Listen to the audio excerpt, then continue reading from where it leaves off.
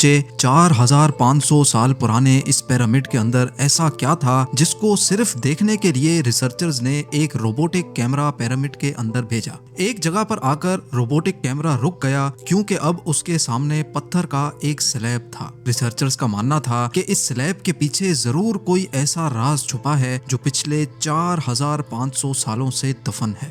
یہ راز ان کو ہر قیمت پر جاننا تھا، اس لیے انہوں نے روبوٹ کے آگے ایک ڈرل مشین لگائی جس نے اس پتھر کے سلیب میں باریک چھید کر دیا۔ اب اس چھید کے اندر ایک کیمرہ بھیجا گیا جس نے سلیب کے اس پار ایک ایسا منظر دیکھا جو پچھلے 4500 سالوں سے کسی نے بھی نہیں دیکھا تھا۔ زیم ٹی وی کی ویڈیوز میں ایک بار پھر سے خوش آمدید۔ ناظرین، مصر یعنی ایجپٹ میں ٹوٹل 138 اونچے ترین پیرامڈز موجود ہیں جنہوں نے پچھلے ہزاروں سالوں سے درجنوں ارتھکویکس اور کئی خطرناک طوفان کا سامنا کیا، لیکن مجال ہے ان میں سے کوئی ایک بھی ادھر سے ادھر ہوا ہو۔ ان میں سے سب سے اونچا اور بڑا pyramid the great pyramid of Giza کہلاتا ہے، اور اس پیرامڈ کی بیس کا ایریا 13 ایکڑز ہے۔ یعنی اس پیرامڈ کے اندر حیرت انگیز طور پہ ایک دو نہیں بلکہ پوری 9 فٹ بال فیلڈز آرام سے فٹ آ سکتی ہیں۔ ایک ایسٹیمیٹ کے حساب سے اس پیرامڈ میں ٹوٹل 23 لاکھ بڑے بڑے پتھروں کا استعمال ہوا، جن میں سے کئی پتھروں کا وزن 50 ٹن بھی تھا۔ اگر اس کے ٹوٹل وزن کا اندازہ لگایا جائے تو اس پیرامڈ کا وزن 60 لاکھ ٹن ہے، جو 12 برج خلیفہ کے وزن کے برابر بنتا ہے۔ لیکن اتنے اونچے اور عالی شان پیرامڈز بنانے کا آخر مقصد کیا تھا؟ ہزاروں سال پہلے جب انسان کے پاس کوئی ٹولز بھی موجود نہیں تھے، تب ان پیرامڈز کی دیواروں کو کیسے انچ بائی انچ لیول کیا گیا؟ کیسے 50 ٹن وزنی پتھروں کو اسکوائر شیپ میں کاٹ کر بغیر کرین کے ہی 480 فیٹ اونچائی تک پہنچایا گیا؟ اور ان کو بنانے میں ایسے کون سے انجینئرز کا ہاتھ تھا جنہوں نے ان پیرامڈز کو ارتھ کوئک پروف کے ساتھ ساتھ ان کی تمام سائڈز کو ایگزیکٹلی 51.5 ڈگری کے اینگل پہ سیٹ کیا؟ یہ سب آپ جان سکیں گے آج کی اس ویڈیو میں، تو آئیے شروع کرتے ہیں۔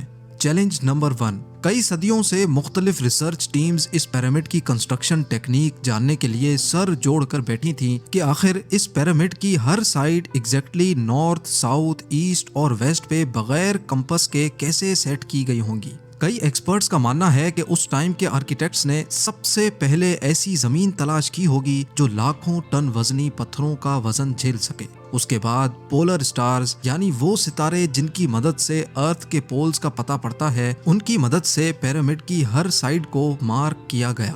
نہ کوئی کمپس اور نہ ہی کوئی آپٹیکل انسٹرومنٹ، صرف اس بیسک ٹیکنیک سے ہزاروں سال پہلے اس پیرامڈ کی ڈائریکشن سیٹ کی گئی، اور وہ بھی 0 ایررز کے ساتھ۔ Challenge number 2۔ اگلا چیلنج تھا زمین کو لیول کرنے کا۔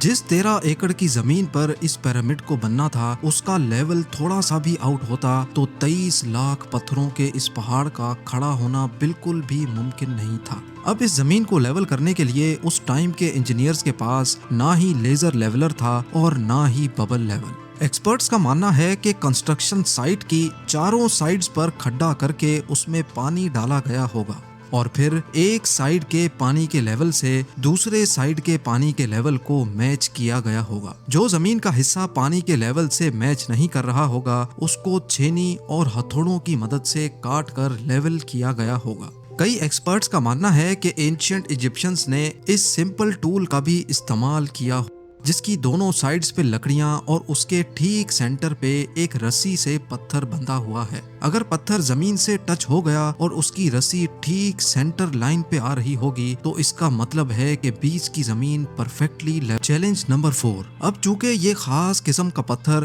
جس کو آج لائم اسٹون کہا جاتا ہے، اس کی کٹائی پیرامڈ کنسٹرکشن سائٹ گیزا سے 250 کلومیٹر دور ٹورا کے شہر میں ہو رہی تھی۔ اب مسئلہ تھا یہ پتھر گیزا تک ٹرانسپورٹ کرنے کا۔ ہر ایک پتھر 50 ٹن یعنی 50,000 kg کے برابر تھا، جو تقریباً 3 پیسنجر بس کے وزن کے برابر بنتا ہے، اور ایسے 23 لاکھ پتھر صرف ایک پیرامڈ میں استعمال ہونا تھے۔ اتنا زیادہ وزن ٹرانسپورٹ کرنے کے لیے نہ ہی اس دور میں کوئی جانور کام آ سکتا تھا اور نہ ہی ان کے پاس ٹرکس موجود تھے۔ حتیٰ کہ اگر آج کل کے جدید دور میں بھی یہ کام کرنا پڑے تو ٹرانسپورٹ کمپنیز کو اچھا خاصا ٹف ٹائم آئے گا۔ حیرت انگیز طور پہ یہ کام ورکرز اور کشتیوں کی مدد سے کیا گیا۔ جی ہاں، ٹورا اور گیزا کے درمیان موجود ریور کا فائدہ اٹھایا گیا اور بڑی بڑی کشتیوں میں پتھر لاد کر پیرامڈ سائٹ پر پہنچائے گئے۔